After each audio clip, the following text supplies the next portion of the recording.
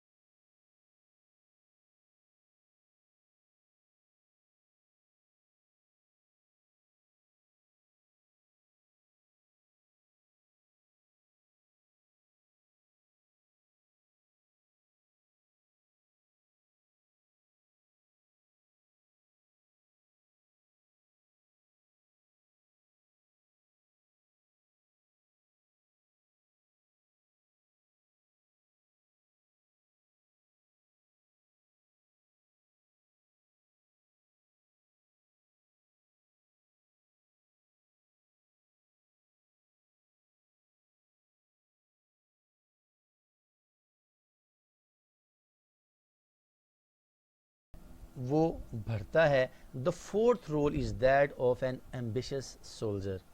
اور جو چوتھا کردار ہے وہ ایک حریص لالچی سولجر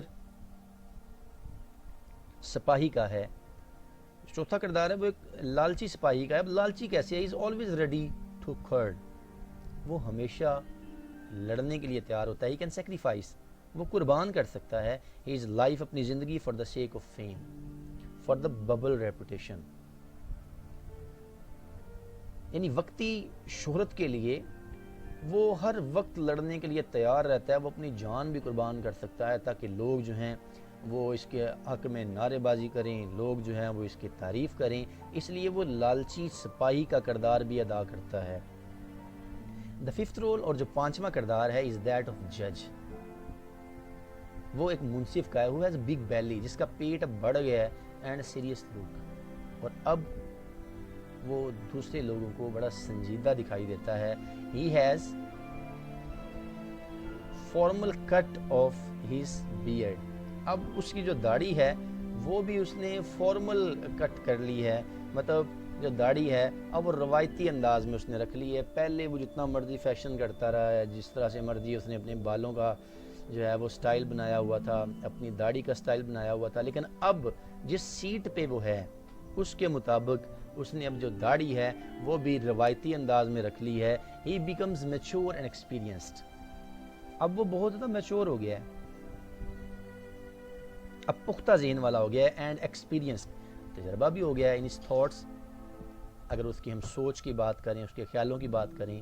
ان دی سکستھ رول اور جو چھٹا کردار ہے بیکمز ریٹائرڈ فگر. اب وہ اس طرح کا مطلب فگر بن گیا ہے، اس طرح کا اس کا جسم بن گیا ہے، اس طرح کا وہ انسان بن گیا ہے جو ریٹائرڈ ہے. It's not more wanted. اب اس کی ضرورت ہی نہیں ہے، اب وہ ریٹائرڈ ہے. اب بس اگر کسی چیز کی ضرورت ہے تو وہ بس یہی ہے. اکثر مطلب جو گھروں میں ہوتا ہے for the sake of affairs, وراثت کے لیے بس اس کے تھمب امپریشن کی ضرورت ہے، انگوٹھے کی ضرورت ہے، ورنہ اس کی کوئی بھی ضرورت گھر میں نہیں ہے. Now is not more wanted. اب اس کی مزید ضرورت نہیں رہی. اینڈ اور ہز باڈی، اور اس کا جسم جو ہے گیٹس ویک، بہت کمزور ہو گیا ہے، ناتواں ہو گیا ہے. With spectacles on his eyes. اور اس کی آنکھوں پہ جو ہے وہ اب اینک لگ چکی ہے. اب اسے نیکڈ آئی سے کچھ نظر بھی نہیں آتا. اب اس کی جو نظیر ہے، اس کی جو نظر ہے وہ اتنی کمزور ہو چکی ہے کہ اسے کچھ جو ہے وہ عام آنکھ سے دکھائی نہیں دیتا. اس لیے اب اسے اینک کی ضرورت ہے. فائنلی اور آخر کار man re performs the role of a child. آخر کار بچے کا جو کردار ہے وہ انسان کو دوبارہ ادا کرنا پڑتا ہے. یعنی یہ وہ عمر ہے جس میں وہ دوبارہ ایک بچہ بن جاتا ہے، جس میں اب اس کی ضرورت نہیں رہی. لیکن آپ دیکھیے یہاں پہ ایک بہت بڑا جو ڈفرنس ہے وہ یہاں پہ آتا ہے کہ جب ایک بچہ مطلب اس دنیا میں آتا ہے نا، تو اسے دیکھ کے لوگ بڑے خوش ہوتے ہیں کہ ابھی اس کا تو بہت تابناک جو مستقبل ہے، اس کے لیے بہت سی وشز بھی ہوتی ہیں، ڈیزائرز بھی ہوتی ہیں. ان کے ماں باپ کے دل میں ارمان ہوتے ہیں، ایمز ہوتے ہیں، امبیشنز ہوتے ہیں کہ ہمارا بچہ بڑا ہو کے یہ بنے گا، یہ بنے گا، یہ بنے گا. اس بچے کو تو سارے چاہتے ہیں. لیکن یہ جو بچہ جو آخر میں دوبارہ پرفارمنس کے لیے آیا ہے، اس بچے کے لیے گھروں میں اکثر جگہ بھی نہیں ہوتی. اس لیے جو اولڈ ہومز ہیں ان میں بھیج دیا جاتا ہے. اب آپ دیکھیں یہاں پہ میں آپ کو ایک بات بتاتا چلوں کہ انگلش اسٹوری بھی ہے دا بلینکٹ. اس میں مطلب جو ہے وہ بہت بڑا لیسن دیا گیا کہ جب یہ عمر آتی ہے تو ہمیں ان لوگوں کا بہت زیادہ خیال رکھنا چاہیے جو بوڑھے ہو گئے ہیں، جن کا اب کوئی بھی نہیں ہے. تو کیونکہ آپ دیکھیں کہ جو آپ کریں گے آپ کے ساتھ وہی ہوگا. Reaction as a reaction. جو آپ کریں گے وہ کل اس کے لیے تیار رہیں کہ آپ کے ساتھ بھی وہ ہو سکتا ہے. دا بلینکٹ سٹوری میں یہی بتایا گیا کہ ایک بچہ ہے تو کس طرح سے وہ مطلب جو ہے وہ اس پوری سٹوری کو مطلب لے کے چلتا ہے. اب ہوتا اس طرح سے ہے کہ ایک لڑکا ہے، وہ اپنے والد کے ساتھ رہتا ہے. اس کی والدہ جو ہے وہ اس کی ڈیتھ ہو گئی ہے. وہ لڑکا جوان ہوتا ہے. جوان ہونے کے بعد اس کا باپ جو ہے وہ اس کے ارمانوں کے ساتھ شادی کرتا ہے. شادی کرنے کے بعد جب بہو کو گھر لے کے آتا ہے تو اب وہ جو آدمی ہے وہ بوڑھا ہو چکا ہے. وہ اپنے بیٹے اور اپنی بہو کے ساتھ رہ رہا ہے. اب وہ بوڑھا ہونے کے ناطے اب گھر میں وہ کھانسی بھی کرتا ہے، اس کے اور بھی کچھ لوازمات ہیں، اب کیونکہ اس کی ضرورت نہیں ہے نا، ناٹ وانٹیڈ، تو اب اس کی ضرورت نہیں ہے، تو بیٹا تو پھر بھی باپ کے لیے اس کے دل میں شفقت ہے، لیکن جو بہو آتی ہے وہ برداشت نہیں کر سکتی، وہ کئی دفعہ اسے کہتی بھی ہے کہ میں اس کے ساتھ جو ہے وہ نہیں رہ سکتی، لیکن لڑکا جو ہے وہ کہتا ہے نہیں، میرا والد ہے، اس کو میں کس طرح سے مطلب جو ہے وہ گھر سے نکال سکتا ہوں، اس کا تو کوئی اور سہارا بھی نہیں ہے میرے علاوہ۔ کچھ عرصے کے بعد ان کے گھر میں ایک بیٹے کی پیدائش ہوتی ہے، بیٹا تھوڑا بڑا ہوتا ہے، جب وہ چیزوں کو سمجھنا شروع کر دیتا ہے تو اب اس بہو کے پاس ایک بہت بڑا بہانہ ہوتا ہے کہ اب یہ ہے کہ یا تو تم اپنے اس بوڑھے باپ کو رکھو یا میں اپنے بیٹوں کو لے کے اپنے میکے جا رہی ہوں، میں اب یہاں پہ رہنے والی نہیں ہوں۔ وہ سمجھانے کی کوشش کرتا ہے، لیکن آخر کار بات یہاں پہ آتی ہے کہ وہ اپنے والد کو گھر سے نکالنے کے لیے رضامند ہو جاتا ہے۔ رات کو وہ اپنے والد سے بات کرتا ہے کہ ابا جی اس طرح سے مطلب حالات ہو گئے ہیں، اگر آپ یہاں پہ رہیں گے تو میری جو بیوی ہے وہ گھر میں نہیں رہے گی۔ تو باپ پھر بھی باپ ہوتا ہے، خوشی کے لیے وہ کہتا ہے ٹھیک ہے بیٹا، اگر تم اس طرح سے چاہتے ہو ٹھیک ہے۔ اب یہ جو کنورسیشن جاری ہوتی ہے، یہ وہ جو پوتا ہے اس بابے کا بچہ یہ سن لیتا ہے۔ اب صبح ہوتی ہے، جب یہ لڑکا اپنے باپ کو کچھ سامان کے ساتھ لے کے جنگل کی طرف جانا چاہتا ہے، تو وہ جو پوتا ہے وہ ضد کرتا ہے کہ میں نے بھی جانا ہے، تو یہ اسے روکتا بھی ہے، نہیں میں تو مطلب آپ کے دادا جی کو کہیں مطلب دوست کے ساتھ ملانے کے لیے لے کے جا رہا ہوں۔ لیکن جب ضد کرتا ہے تو ظاہری بات ہے باپ جو ہے وہ بیٹے کے سامنے اپنی ضد جو ہے وہ ہار دیتا ہے، وہ کہتے چلو ٹھیک ہے اس کو بھی لے چلو۔ جب وہ جنگل میں جاتے ہیں تو جنگل میں جب وہاں پہنچتے ہیں تو جہاں پہ اس نے اپنے ابا جی کو چھوڑنا ہوتا ہے وہاں پہ یہ چھوٹے بچے کو کہتا ہے تم یہاں پہ رکو اور میں ادھر آتا ہوں۔ وہاں پہ وہ کمبل اسے دیتا ہے، کچھ کھجوریں کچھ پانی دے کے کہتا ہے کہ ابا جی میں مجبور ہوں، مجھے معاف کریے گا، تو آپ کے ساتھ بڑی زیادتی کر رہا ہوں۔ لیکن باپ پھر بھی باپ ہے، وہ آنسو اپنے صاف کرتے ہوئے کہتا ہے ٹھیک ہے بیٹا، میری دعائیں ہمیشہ آپ کے ساتھ ہیں، خوش رہو ہمیشہ۔ جب یہ اسے کمبل اور یہ سب کچھ دے کے واپس آ جاتا ہے نا، تو وہ بچہ جو وہاں کھڑا ہوتا ہے وہ کہتا ہے کہ ابا جی آپ ذرا یہاں پہ رکیں، میں اپنے دادا جی سے مل کے آ رہا ہوں۔ جب وہ دادا جی سے ملنے کے لیے جاتا ہے، جو کمبل دے کے آیا وہ آدھا کمبل کاٹ کے واپس لے آتا ہے۔ تو یہ جو اس کا باپ ہے اسے بڑا ڈانٹتا ہے اس بچے کو کہ تم نے یہ کیا کیا، تمہارے دادا جی کے پاس ایک ہی تو کمبل تھا اور وہ بھی تم آدھا کاٹ کے لے آئے ہو۔ تو یہاں پہ وہ بچہ اسے بہت بڑا سبق سکھاتا ہے کہ ابا جی اصل میں یہ آدھا کمبل جو ہے نا وہ میں اس لیے لے کے آیا ہوں کہ کل جب آپ بوڑھے ہوں گے تو یہ کمبل جو آدھا میں نے کاٹ لیا ہے یہ میں آپ کو کل کو دوں گا، جو آپ میرے دادا جی کے ساتھ کر رہے ہیں کل کو یہی میں آپ کے ساتھ کروں گا۔ تو یہ جب ہم اپنے بڑوں کے ساتھ اپنے والدین کے ساتھ اس طرح کا سلوک کر رہے ہوتے ہیں تو ہمیں تیار رہنا چاہیے، کل کو ہماری اولاد، کل کو ہمارے جو چھوٹے ہیں ہمارے ساتھ وہی کریں گے، چاہے مطلب یہ عمر جو ہے وہ بڑی مشکل ہوتی ہے، کیونکہ یہاں پہ جو اولاد ہوتی ہے جس کے لیے ساری عمر کمایا ہوتا ہے وہ بھی آپ کا ساتھ چھوڑ دیتی ہے، انہیں اپنی اولاد کے ساتھ ہوتی ہے۔ اب یہاں پہ ایک بچہ بن جاتا ہے، لیکن یہ بچہ وہ بچہ بن گیا جس کی ضد جو ہے وہ برداشت نہیں ہوتی۔ چھوٹا بچہ جو ہے اس کی ضد پہ تو لوگ خوش ہوتے ہیں کہ چلو یہ بچہ ضد کر رہا ہے، یہ بول رہا ہے اور رو رہا ہے، چپ کروانے کی کوشش کی جاتی ہے۔ اس عمر میں جب وہ دوبارہ ایک بچے کا رول جو ہے وہ پرفارم کرتا ہے تو یہاں پہ کسی قسم کا کوئی دلاسا دینے والا نہیں ہوتا۔ تو ان دس رول، اس کردار میں ہی لوزز ٹیتھ، وہ اپنے دانت کھو دیتا ہے، آئی سائٹ، اپنی نظیر اینڈ ٹیسٹ اور چکھنے کی جو حص ہے، ہی از وداؤٹ ایوری تھنگ، اب اس کے پاس کچھ بھی نہیں ہے۔ ان دس وے، اس انداز میں اے مین، ایک آدمی لیوز، چھوڑ دیتا ہے دا ورلڈ، اس دنیا کو۔ تو اسٹوڈنٹس اب یہاں پہ اس انداز میں جب انسان جو ہے وہ چھوڑ کے جا رہا ہے اس دنیا کو، تو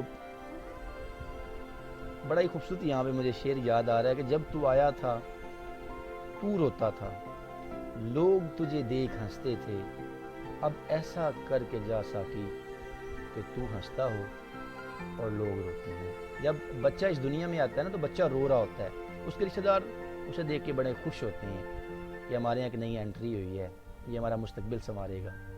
جب جا رہا ہوتا ہے انسان تو پھر اس طرح کا کچھ کر کے جانا چاہیے کہ لوگ رو رہے ہوں کہ یار اتنا اچھا بندہ جو ہے اس دنیا سے چلا گیا ہے، اور آپ جو ہے وہ اپنی روح کے طور پہ اپنے اندر ہنس رہے ہوں، خوش ہوں، اس دنیا سے جائیں۔ بلکہ پنجابی شاعر اور اللہ کے بہت بڑے ولی بابا بلے شاہ، انہوں نے بڑا خوبصورت یہاں پہ لکھا کہ دنیا اتے رکھ فقیرہ ایسا بین کھلون کول ہوویں تے ہسن لوکی ٹر جاویں تے رون۔ مطلب اس دنیا میں آپ اس طرح کا کچھ کر کے جائیں کہ آپ کی جو پریزنس ہے وہ لوگوں کے لیے source of ease and happiness ہو، اور جب آپ جائیں تو لوگ واقعی یاد کریں کہ یار دنیا میں کوئی ایسا بندہ واقعی جو ہے وہ اس دنیا میں رہ کے گیا ہے، آج تک جو ہے وہ لوگ اسے مس کر رہے ہیں۔ تو اسٹوڈنٹس، اگر اس نظم سے آپ کو ایکسپلینیشن آتی ہے ود ریفرنس ٹو کنٹیکسٹ، تو فرسٹ لائن میں ہی ہمیں ریفرنس مل رہا ہے۔ ریفرنس میں لکھیں گے these lines have been taken from the poem all the world is the stage written by William Shakespeare, اور اس کے بعد ہم this poem is a serious and symbolic poem, یہ ہمارا کنٹیکسٹ ہوگا، اور لاسٹ اس پیراگراف تک یہ ہمارا کنٹیکسٹ بن جائے گا۔ ایکسپلینیشن کے لیے اسٹوڈنٹس ہم کیا کریں گے، جو سیکنڈ ہمارے پاس پیراگراف ہے اس میں سے ہم اکارڈنگلی، جس طرح سے دا پوئم میں لکھا ہوا ہے تو یہاں پہ ہم لکھیں گے ان دیز لائنز۔ تو یہاں سے سٹارٹ کرتے ہوئے جو رول آپ کو ایکسپلین کرنے کے لیے کہا گیا وہ فرسٹ میں آپ لکھیں گے، اس کے لیے آپ 1 اور 2 لائن اپنی طرف سے بھی اس میں ایڈ کر سکتے ہیں۔ بقایا جس طرح سے یہ لاسٹ تک ہے، without every thing in this way man leave stage of the world, یہاں تک ہم کیا کریں گے، اپنی ایکسپلینیشن اینڈ کریں گے۔ امید کرتا ہوں یہ ویڈیو آپ کو پسند آئی ہوگی۔ اگر ویڈیو پسند آئی ہے دوسروں کے ساتھ شیئر کیجئے، میرے چینل کو سبسکرائب کیجئے، ویڈیو کو لائک کیجئے، اور نئی ویڈیوز کے لیے بیل آئیکن ضرور دبائیے گا۔